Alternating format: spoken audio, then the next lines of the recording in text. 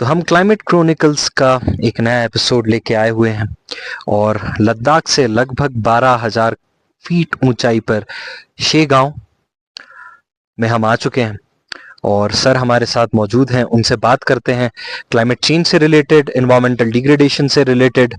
Sir please अपना नाम बताएं, थोड़ा इंट्रोड्यूस करें। मेरा नाम दच्चन है। तो मैं इसी शे गांव से हूँ। तो शे गांव जो है दो पार्ट में डिवाइडेड है। ये लोअर शे है और फिर जहाँ मोनेस्ट्री है उसके ऊपर जो है अपर शे गिना जाता है।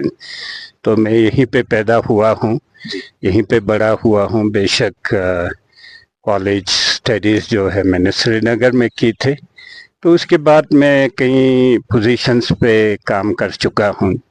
जी हाँ जी, तो जैसा कि आप बता रहे हैं आप शे गांव की में ही रहे हैं और आप पूरा वाकिफ हैं पूरे गांव की उससे। तो सर मैं आपसे बस यही पूछना चाहूंगा कि over the period of time आपने क्या एक्सपीरियंस किया है कि कैसे क्लाइमेट बदला है।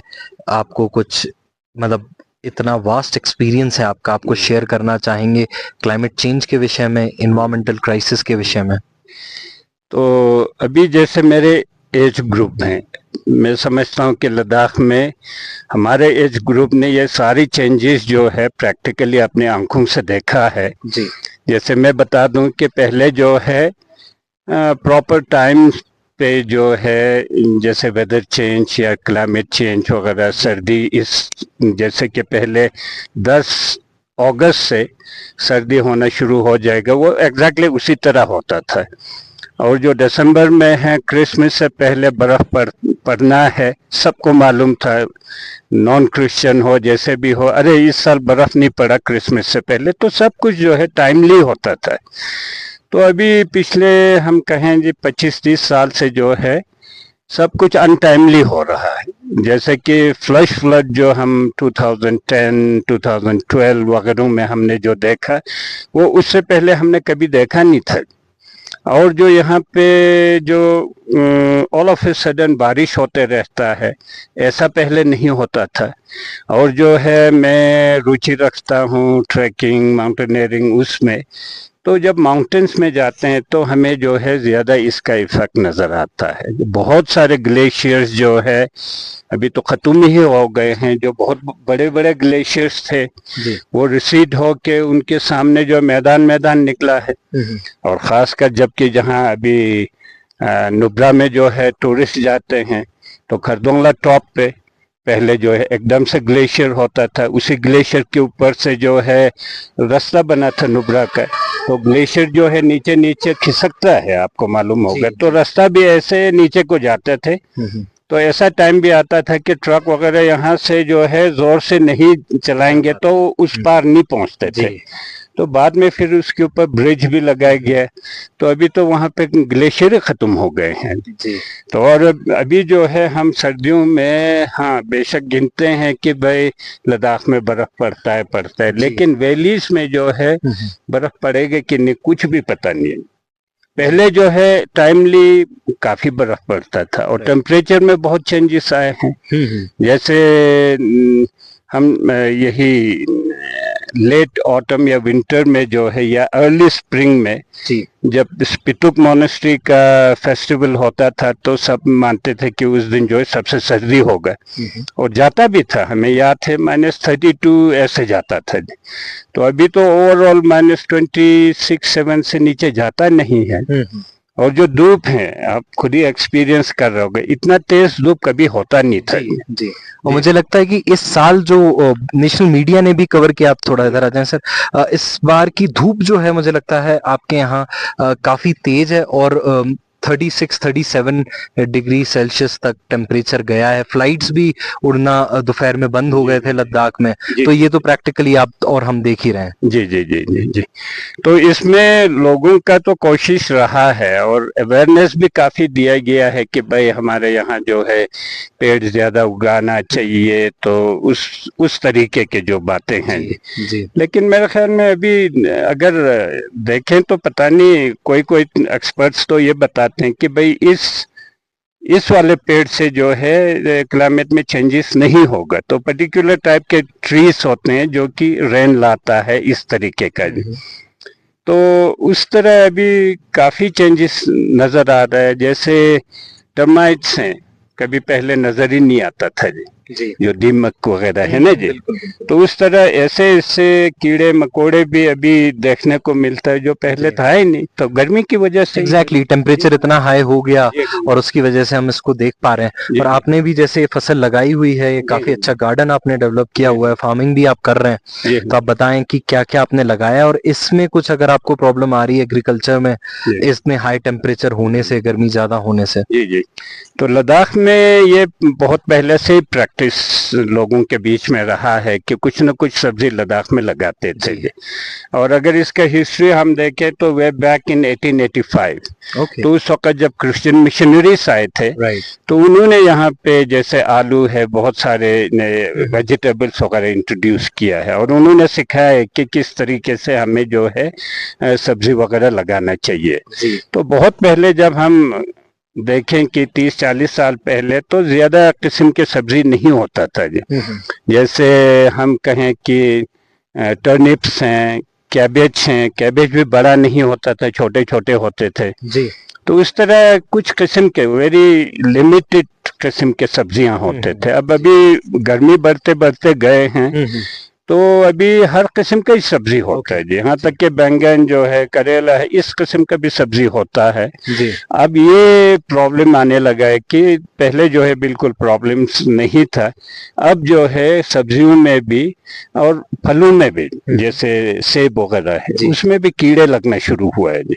अच्छा। पहले तो कीड़ा वगैरह लगता ही नहीं था, हम पेस्टिसाइड्स वगैरह कुछ भी यूज अभी भी नहीं करते। अच्छा, मतलब आप पहले भी नहीं करते थे पेस्टिसाइड, सब कुछ ऑर्गेनिक रखने का प्रयास करते थे जी। आप देख रहे हैं थोड़ा बहुत जो है सब प्योर ऑर्गेनिक है जी। हाँ जी हाँ, तो चेंजेस तो बहुत आया है। बेशक अच्छा भी है कि ऐसे ऐसे फसल लग रहे जो पहले था नहीं जी, मगर ये भी है कि जो पहले था उसमें कीड़े भी लग रहे, तो लोगों को प्रॉब्लम्स भी बढ़ रहे हैं, तो फसल को भी नुकसान हो रहा है और आप लोगों को भी नुकसान उससे हो रहा है। तो इसीलिए जैसे पहले जो है लोअर लद्दाख में सेब वगैरह जो है अपने लोकल सेब, जैसे 2-3 किस्म के लोकल सेब होते थे पहले से, तो वहाँ पे बहुत अच्छा होता था जी, क्योंकि थोड़ा सा टेम्परेचर लो था उस वक्त। अब वहाँ पे कीड़े लग लग के लोग कहने लगे कि भाई यहाँ तो सेब अच्छा नहीं होता।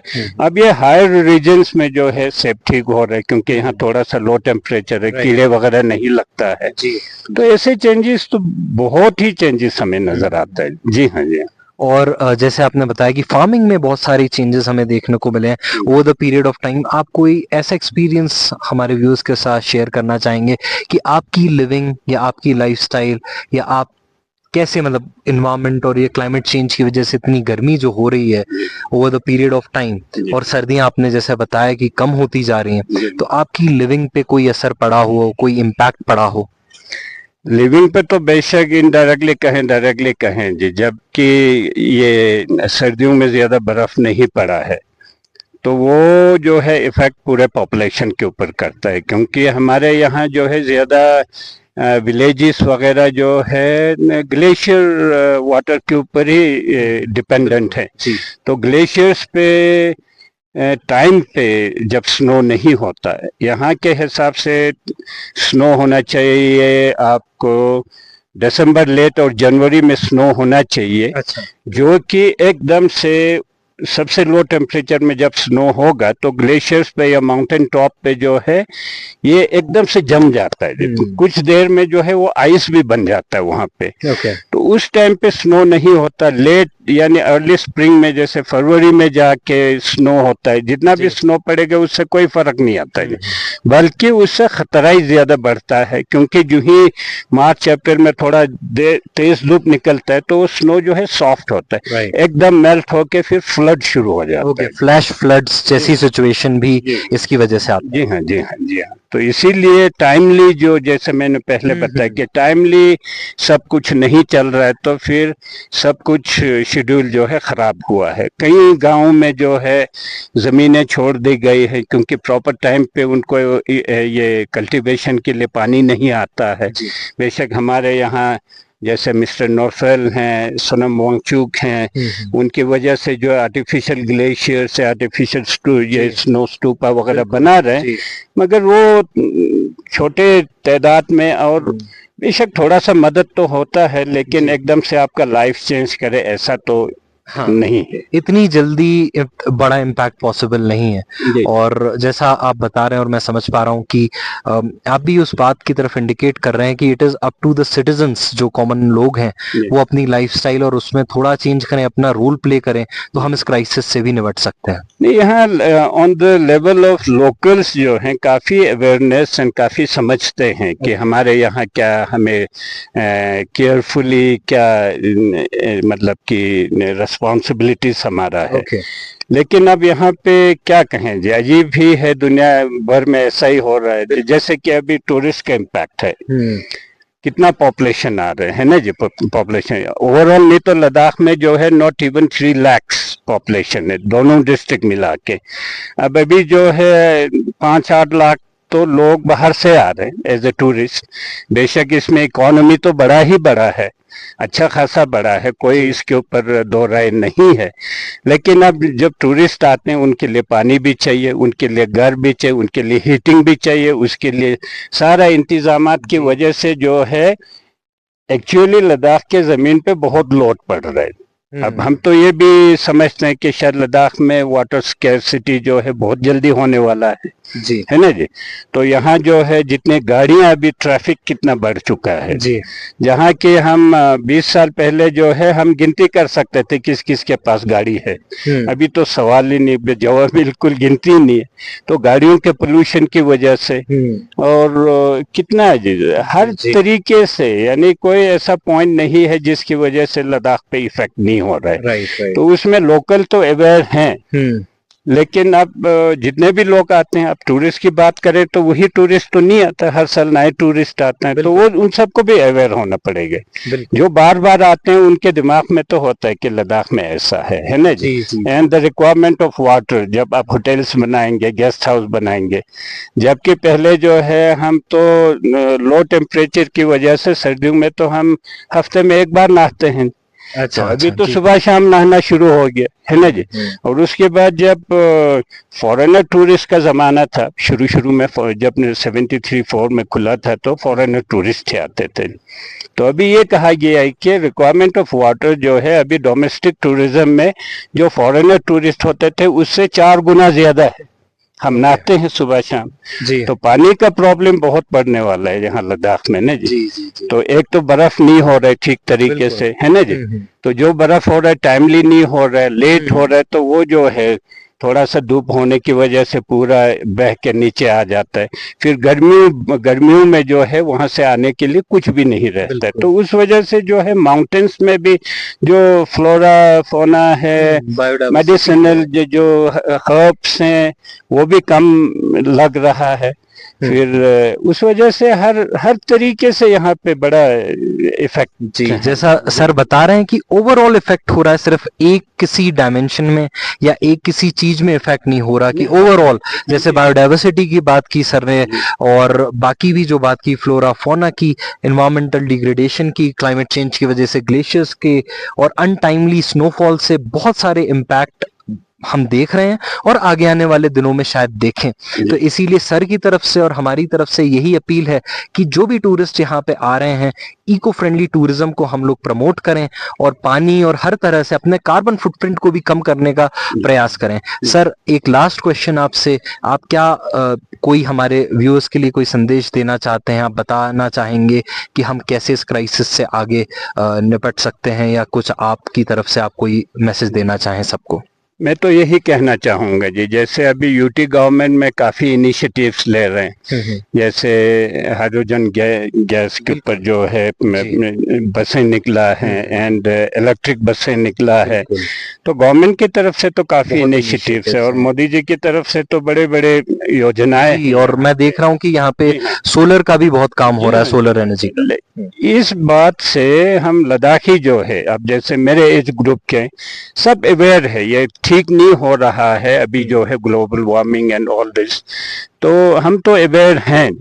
तो इसका जो है काफ़ी लोग जो हैं इसके ऊपर प्रैक्टिकली काम भी कर रहे हैं। हम जैसे मैं ज़ाती तौर से अगर मैं कहूँ तो हम ये भी सोचते हैं कि भाई पानी ज़्यादा यूज़ मत करो, या कहीं पे जैसे कि भाई कुछ होगा, कुछ गलत बात हो रहा होगा या गार्बेज कहीं पे होगा, भाई नहीं होना चाहिए, कार्बन इमिशंस जो है नहीं होना चाहिए। ये मेरे ख्याल में अभी के लद्दाखी लोगों में अवेयरनेस है। जी। तो अब ये बात है कि जैसे कि मैंने शुरू में बताया कि अपने पॉपुलेशन से 3-4 गुना ज्यादा तो बाहर के लोग आते हैं, तो उनको भी अवेयर होना बहुत जरूरी बात है। जब लद्दाख आते हैं तो सारे लोगों को, जबकि ऐसा एडवर्टीजमेंट वगैरह भी होता है कि लद्दाख में जो है आपको थोड़ा सा ख्याल रखना चाहिए ग्लोबल वार्मिंग की वजह से। जो है अभी जैसे इंडिया में जब हिंदुस्तान के अलग जगहों पे जब मानसून का इफेक्ट होता है, पहले इसका कोई इफेक्ट यहाँ नहीं पहुँचता था जी। तो आप लोगों को भी मालूम होगा कि जब